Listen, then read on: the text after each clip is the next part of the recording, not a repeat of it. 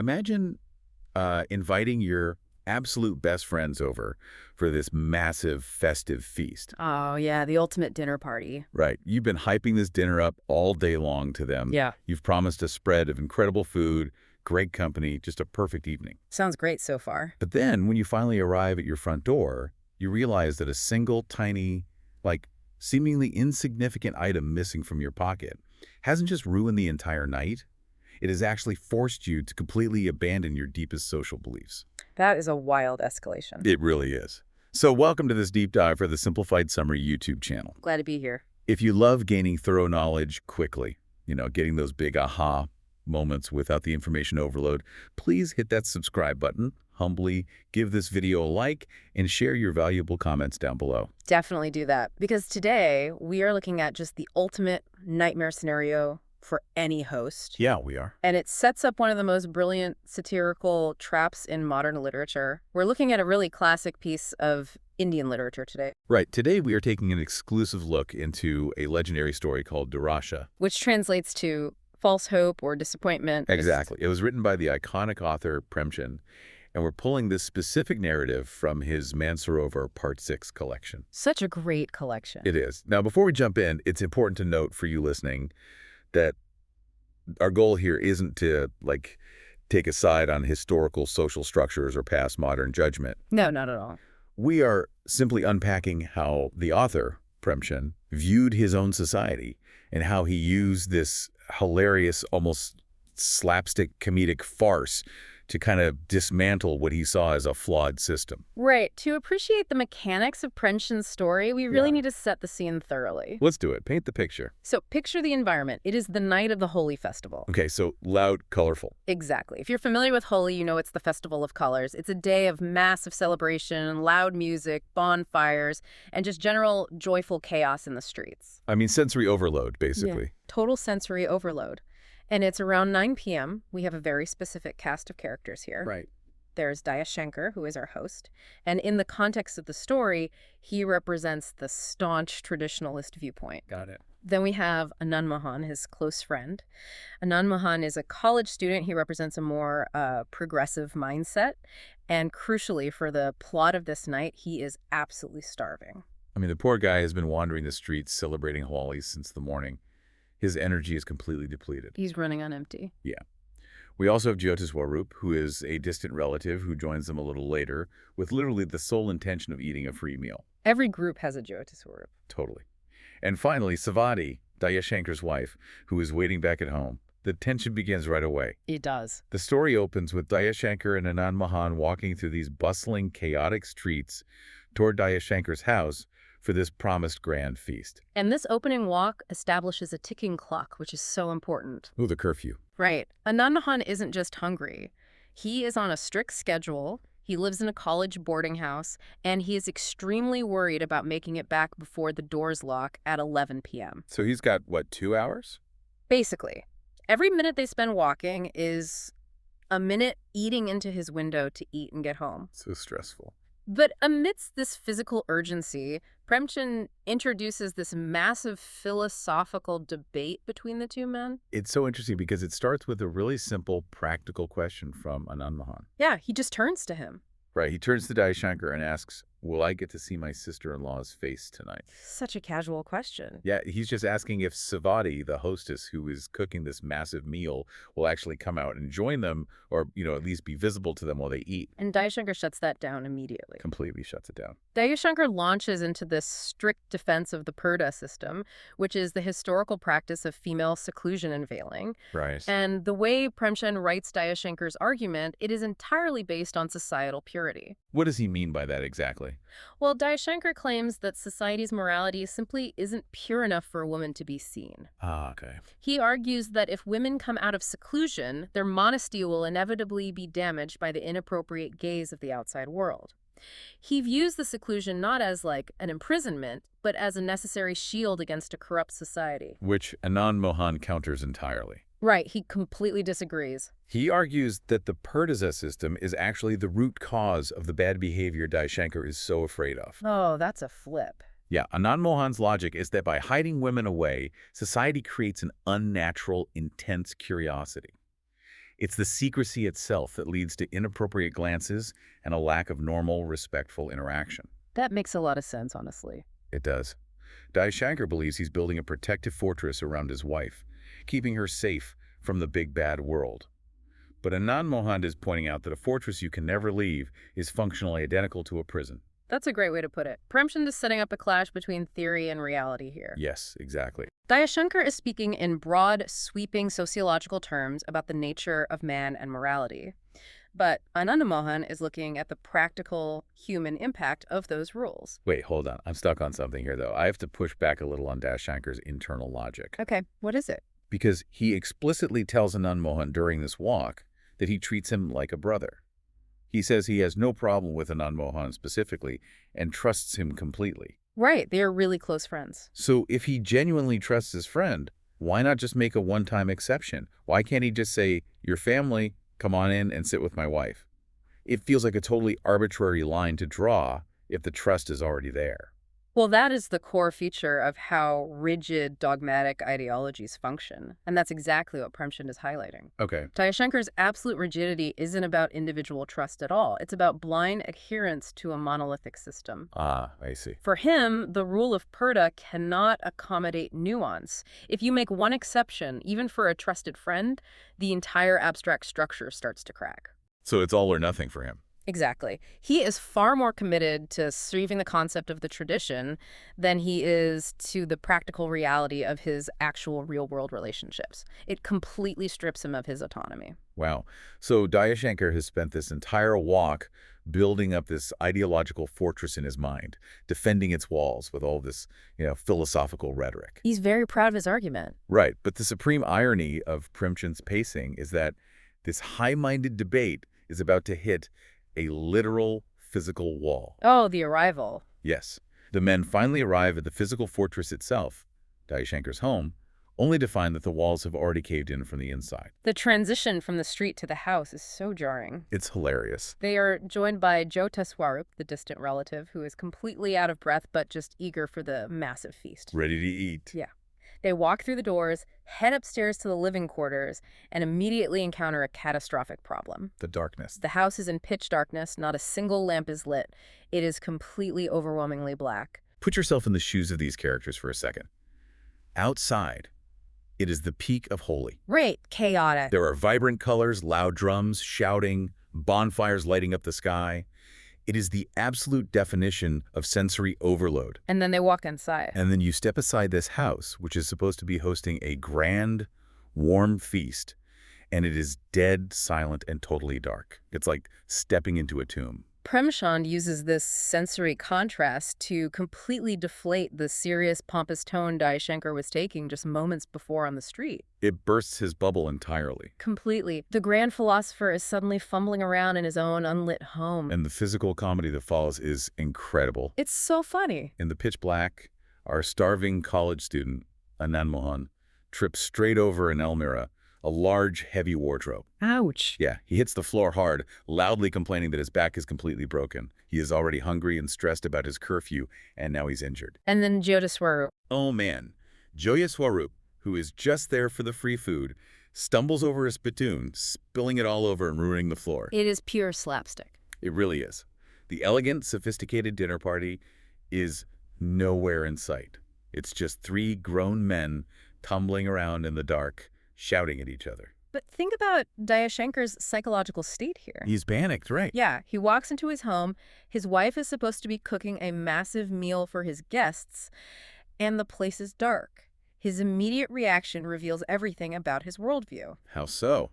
Well, he doesn't assume she's making a point. He panics and assumes a medical emergency. I was wondering about that because, in a normal situation today, if you walked into a dark house, you might assume the power went out, or maybe the person cooking just fell asleep on the couch. Right. Why does his mind go straight to a physical crisis? He rushes into the dark inner rooms to find Savati. Yeah. And when he finds her, she is just sitting there quietly in the dark. Just chilling. Yeah. He frantically asks her if she has a fever or if her old stomachache, which he calls bigola, has flared up again. So he's jumping to sickness. Exactly. He is desperately searching for a physical, medical reason for this failure to produce a meal. And Premchand routes it this way because Dayashanker actually needs Savati to be physically weak to maintain his worldview. Oh, wow. If she is sick, she remains the fragile subject that his Purdah system is designed to protect. He literally cannot process the idea that she might be a tactical adversary outsmarting him. That is fascinating. The physical darkness of the house is literally mirroring his metaphorical blindness. Absolutely. He cannot see the real problem sitting right in front of him. He is expecting to comfort a sick wife. He is entirely unprepared for the philosophical ambush that Savati is about to unleash on him. She is ready for him. She has laid a trap. She has waited patiently in the dark for who knows how long, and he walked right into the center of it. So Savati calmly reveals that she is perfectly healthy. No fever. No fever, no bigola. When Dayashanker, bewildered and starting to get angry, demands to know why the stove isn't lit and the food isn't cooked, she calmly replies that this is the punishment for imprisoning women in the house. Boom. And then we get the reveal. The best part. The hilarious, painfully mundane crux of the entire story. The reason there's no light, no fire, and no food. Yep. When Dayashanker left the house earlier that day to go celebrate, he absent-mindedly put the only matchbox, the Dayashanker, into his pocket. He took the fire with him. And he took it with him. Savati had absolutely no way to light a lamp or start the cooking fire. A single tiny matchbox. Unbelievable. It is such a mundane detail, but it brings the entire household and the entire ideology to a grinding halt. It's the missing piece. You can imagine a massive, complex piece of machinery or a giant software network. Dayashanker has built this intricate system of rules and seclusion, but he forgot to program a single line of fail-safe code. And without that one tiny mechanism, the entire system crashes. Dayashanker, of course, is furious. To him, this is an easily solvable problem. He looks at her and demands to know why she didn't just ask the neighbors for a light. I mean, it seems so simple, right? Right, just pop over next door and borrow a match. But this is where Savati springs the trap. And her counter-argument is devastating because she uses his exact logic against him. She uses his own rules. Yes. Put yourself in Savati's shoes for a second. You are sitting in a house, you need a fire, but you are strictly bound by the rules of Purdah. Okay. She methodically breaks down the reality of their living situation. She points out who their neighbors actually are. Who are they? Well, the neighbors downstairs are all shopkeepers who know Dayashanker personally. If she goes to them, she is interacting with familiar men outside the family. Strike one. On one side of their house lives a pandit, a priest. He has no women in his household, and because it is holy, his house is currently surrounded by a large group of men loudly playing music and celebrating. Strike two. Walking into a crowd of partying men is definitely out of the question under Dayashanker's rules. Oh, absolutely. And on the other side lives a Bengali gentleman, and his female family members happen to be out of town. Oh, no. So if she knocks on his door, she is, again, speaking directly to a man who is not her husband. Strike three. Every single option for getting a light involves breaking the fundamental rule of seclusion that Dayashanker spent the entire walk defending. The sheer brilliance of her silent strike is that she didn't rebel. Not at all. Right, she didn't throw a fit. She didn't break down the door. She didn't shout at him. She tells him point blank, if I had stepped out onto the balcony or gone downstairs to ask any of these men for fire, what would you have done? What would he have done? She says, you would have accused me of being shameless. You would have said I was wandering the streets like a vagrant. You would have been ready to slit my throat. And based on Premchand's portrayal of Dayashanker's offense of the system, she isn't exaggerating. No, she's completely spot on. His reaction to her interacting with a group of men celebrating Holi would have been explosive. She weaponized his own ideology against him. She followed his rules to their exact, disastrous logical conclusion. Yours is brilliant. It is. The rule says, do not interact with men outside the family. The reality is, I need fire from men outside the family to cook this feast. So, The conclusion, no fire, no food, pitch black house. She sat in the dark for hours just to let that logic detonate in his face. it is the ultimate display of what happens when abstract theory meets messy reality. I love that phrasing, messy reality. Yeah, ideologies that demand absolute purity and allow for no flexibility will inevitably shatter upon contact with the unpredictable nature of daily life. Like simply forgetting a matchbox in your pocket. Precisely. So Dayashanker is totally cornered. His flawless, high-minded philosophy is actively ruining his night and humiliating him in front of his friends. He's looking terrible right now. But human ego is a powerful thing, and he doesn't just immediately fold. He desperately starts digging for a loophole to save face and hopefully save his feast. He starts grasping at straws, and Premchand makes him look quite pathetic in the process. What does he suggest? Dayashanker argues that she could have written a note and thrown it down to someone in the street. A note. Yes. Or, he suggests, she could have taken a thick bedsheet, covered herself head to toe to completely obscure her identity, and snuck out to get a light from someone. Just imagine that visual for a second. It's Yeah. Holi. People are throwing colors and partying, and a woman entirely draped in a bedsheet is wandering around asking strange men for fire. It's ridiculous. Totally absurd. And Savati shoots every single excuse down with cold, hard facts based on his own historical behavior. She's not having it. She reminds him, "You never gave me that kind of freedom." She points out that even when she goes out for highly controlled, necessary tricks like going to bathe, he personally makes sure the carriage doors are locked tight and covered so no one can even catch a glimpse of her. So controlling. Extremely. So how could she possibly assume, based on that precedent, that he would be okay with her sneaking around the neighborhood in a bedsheet, asking strange men for favors? She leaves him with absolutely no room to maneuver. He is trapped by his own precedent. Yeah. Meanwhile, the tension is building because the clock is still ticking. Outside the room, in the dark hallway, Anand Mohan's patience has completely expired. The hungry college student? Right. Remember the stakes for him? He's starving, and he has a hard curfew at his boarding house. He yells from the dark that he is leaving. He's going to go try and find some scrap of food at his college before the doors lock for the night. This brings us to the climax of the story. Dayashanker has to emerge from the room, and he is utterly humiliated. The walk of shame. Basically, there is no grand feast to present. He comes out of the kitchen carrying literally the only things in the house that didn't require a cooking fire. Right. Some small bowls of cold chutney and water. It's the ultimate host's nightmare. Hey guys, sorry about the broken back and the spilled spittoon. I know I promised to feast, but here is some cold chutney and a glass of water. Yeah. It's just devastating. It really forces the ultimate resolution. Dayashanker has to admit total defeat. He gives up. He does. Not just a defeat in his hosting abilities, but a complete ideological defeat. He turns to Anand Mohan in the dark and declares that from today onward, he is an enemy of the Purdah system. Oh. He realizes that this rigid tradition, which he defended so passionately an hour ago on the street, completely betrayed him on the worst possible night. It's a massive paradigm shift caused by a tiny piece of wood and sulfur.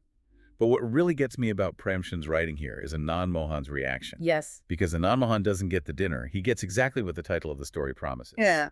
Durasha. Disappointment. False hope. He gets nothing but chutney and water. Right. But how does he process this? Despite leaving hungry, Anand Mohan leaves highly satisfied on an intellectual level. He feels vindicated. Totally. He tells Dayashanker that he doesn't even mind missing the food. Because this ridiculous situation, this single missing matchbox, taught Dayashanker a lesson that millions of logical, philosophical arguments never could. The argument on the street failed. Anand Mohan had just spent the entire walk trying to convince his friend with pure logic, and it failed completely. The harsh reality of the missing matchbox succeeded where debate could not. Experience is a much more effective teacher than rhetoric. Definitely. And we cannot forget poor Jyotishwarup. Oh, Jyotishwarup. While this massive ideological revolution's happening, while Dayashanker's worldview is crumbling and Anand Mohan is reveling in philosophical victory, what is Jyotishwarup doing? Jyotishwarup is hilariously snoring on the floor. Just sleeping. He literally slept through the entire revelation. It's such a brilliant comedic touch by Premchand. It grounds the whole thing. It really does. It reminds us that while some people are having grand, life-changing awakenings, the rest of the world is entirely oblivious, just trying to take a nap. It is so good. So let's bring all these threads together. Premchand, in this incredibly funny, tightly paced story, used a mundane domestic dispute over a forgotten matchbox to completely dismantle the mechanics of a rigid social system. He tore it down. He showed us that when ideologies do not allow for practical human reality, when they refuse to bend to the messiness of daily life, they will inevitably break. They collapse under the weight of their own absolute rigidity. And Premchand achieves this without ever sounding preachy. Yeah, it's not a lecture. He doesn't write a heavy-handed essay condemning society. He just lets the sheer absurdity of the character's situation do the talking. Which is much more effective. He demonstrates that when a system is so fragile that a single tiny mistake like forgetting a diacetyl can bring the whole thing crashing down into literal darkness, that system is fundamentally flawed from the ground up. It's a story that leaves you laughing at the slapstick, but deeply reflecting on the mechanics of our own beliefs. Which brings me to a final thought for you, the listener, to mull over today. This is a good one. Think about the rigid systems we still cling to right now in our modern world. It might not be a historical social custom, but it could be how we structure our corporate workplaces, our personal relationships, or even our own daily routines. We all have them. We do. If a system in your life requires absolute 100% perfection from every human being involved just to function at a basic level, where one missing matchbox caused the whole network to crash into darkness, is that system actually protecting you? Or is it just a massive disaster waiting to happen? Finding the missing matchboxes in our own lives is a thought experiment well worth taking the time to explore. Absolutely. Look closely at your own fortresses. And speaking of exploring, that is all the time we have for our deep dive today into Premchand's brilliant mind. It's been great. A huge, humble reminder to please subscribe to the Simplified Summary channel, hit that like button if you enjoyed this breakdown, and drop a comment below. We really want to know what you think. We really do. Put yourself in Savati's shoes. Was her silent strike in the dark a stroke of absolute genius, or was it just incredibly petty? Let us know in the comments. Keep questioning the rules around you. Keep looking out for those missing matchboxes, and we will see you on the next deep dive.